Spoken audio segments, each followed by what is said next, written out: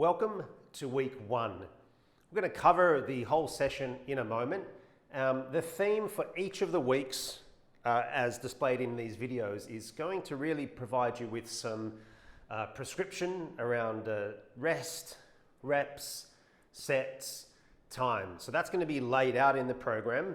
In the videos, I'm going to simply demonstrate the movements so that you understand what they are. Remember, this is only going to be one session per week that I'm going to provide you. What you need to do as a coach is to build out another 2 sessions. So you're going to tweak this. You're going to use the principles of program progression and slight variations for the other 2 sessions. That's the advice here, because really 1 session a week isn't going to be enough. It's not going to cut it for your client. Now there's 2 main themes for the first, for the 8 weeks. For the first 4-week block, we're going to focus on stability, we're going to focus on endurance, and we're going to focus on strength. The skill development for this session is going to be on the hinge pattern. The main thing here is to think less is more in this workout. Movement prep. So movement prep here, we're going to follow the raise protocol first and out of the R from the ramp. So we're going to start with marches, and it goes like this. We're going to really use the arms strong.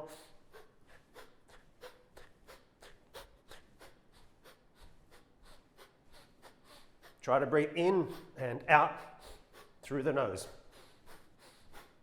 Get the knees high, and it's contralateral. Really good way. You're going to do 30 seconds of that, rest, another 30 seconds. The A stands for activate. So we're going to activate the glutes first.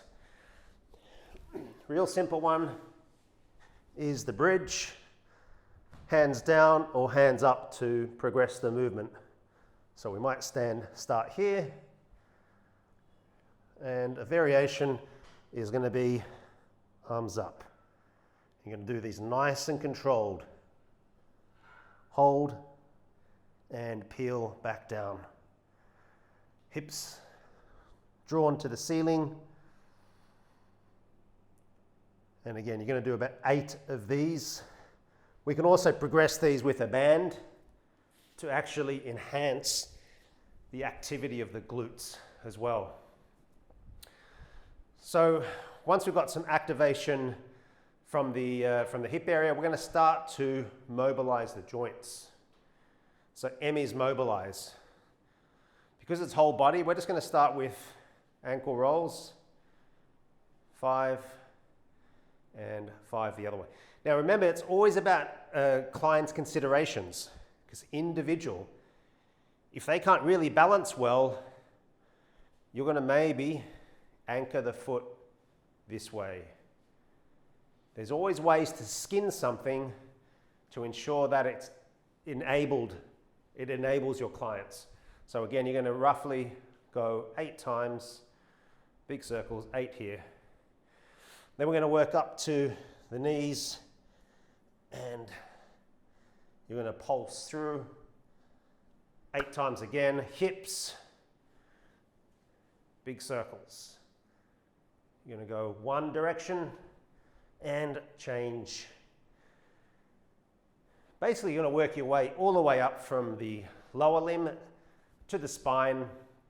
So here, we're going to get nice and big. And we're going to reverse. So again, every time you're going to go about 8 movements. And then from here, and remember now we're going to flex and open.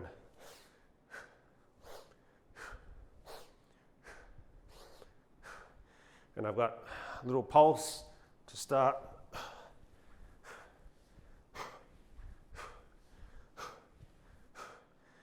Then I can start to get bigger movements with some slight rotation, just easing into it. This is the key here. Different angles.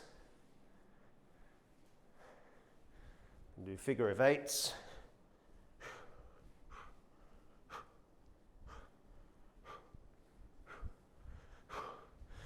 And again, I can start to alternate the arm movements. I want to get the elbows moving as well, stimulated. The main focus, however, for this one is going to be primarily the hips. Again, I want to give less is more. There's many, many iterations that we can focus on in the M phase. The next one is to potentiate. So we want to now get a little bit more power here. I'm going to take a band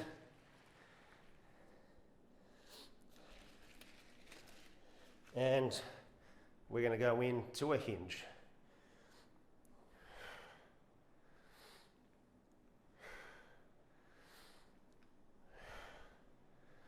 Because we're grooving the pattern now, this is going to really activate the whole of the posterior chain. It fires everything up. So you can see from here, internal and then external. I'm getting the whole of that back line opened up. The other component you can add in, again, if it's not too complex, is more jumping with it.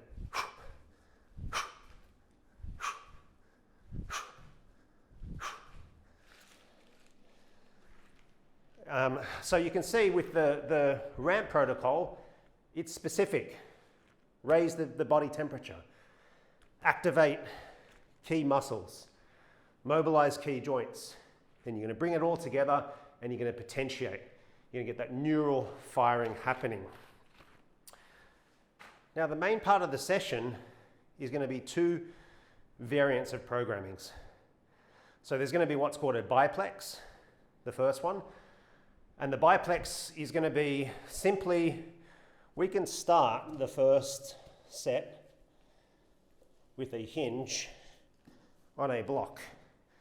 So I can use a medicine ball to start with a loaded position, and all we're doing is focusing on the hip extension. So we're taking the feet out of it and focusing solely on the hips. So I'd recommend for the first set, try that one. I'm going to alternate this one with skipping. So again, however your gym is set up, really important. You can take the rope and we can start skipping for 30 seconds, not like that.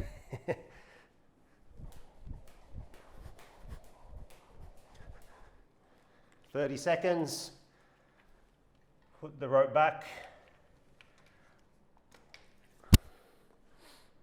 The other two movements are going to be a row, single arm row.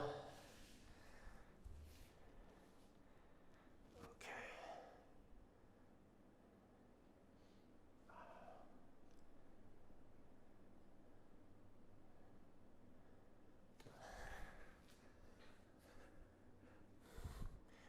Nice and controlled.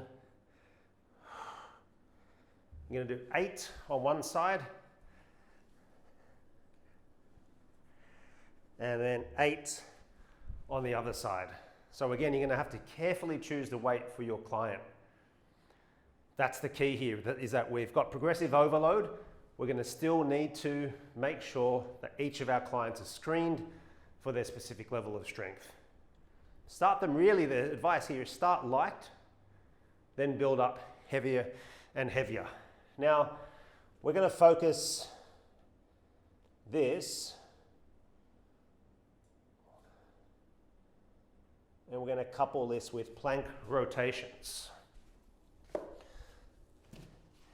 can use blocks, which I find helps to offset. So we're going to rotate, offsets the pressure on the wrists.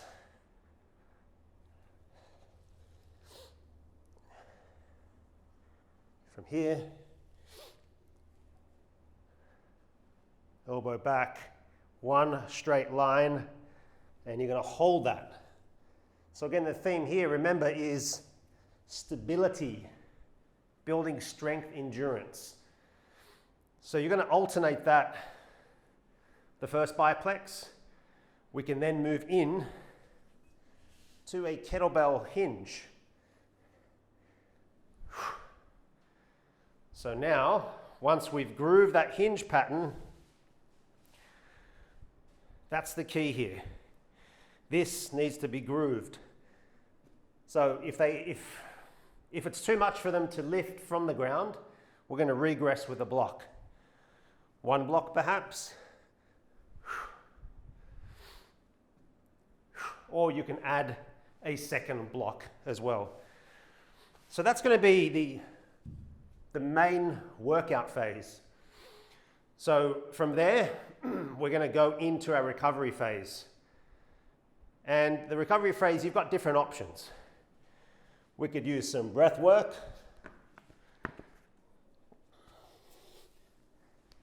Sitting on a block, nice and the chest up. And from here, we can get into some nice, slow recovery breaths. You can do an exhale of 4 seconds in. Hold for 4. And then release slowly for 6.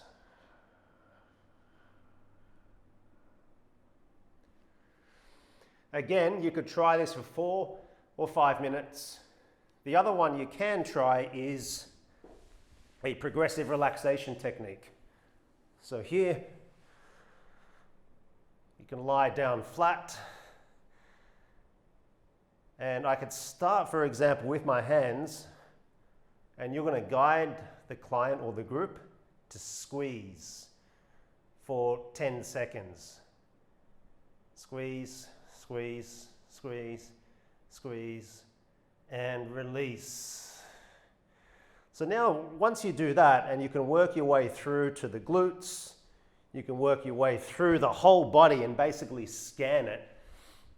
It's amazing because sometimes there's not much kinesthetic intelligence. And so that is a particular thing to think about.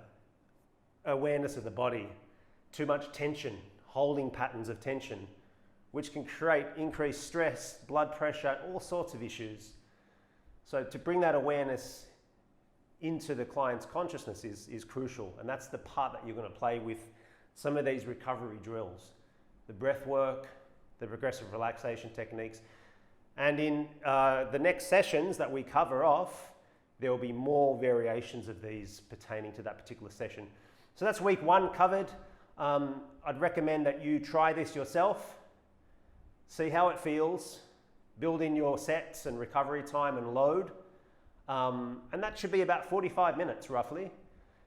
And then build out 2 more sessions, adding in key variations. Remember, the ultimate goal here is to groove the hinge pattern. That's the skill.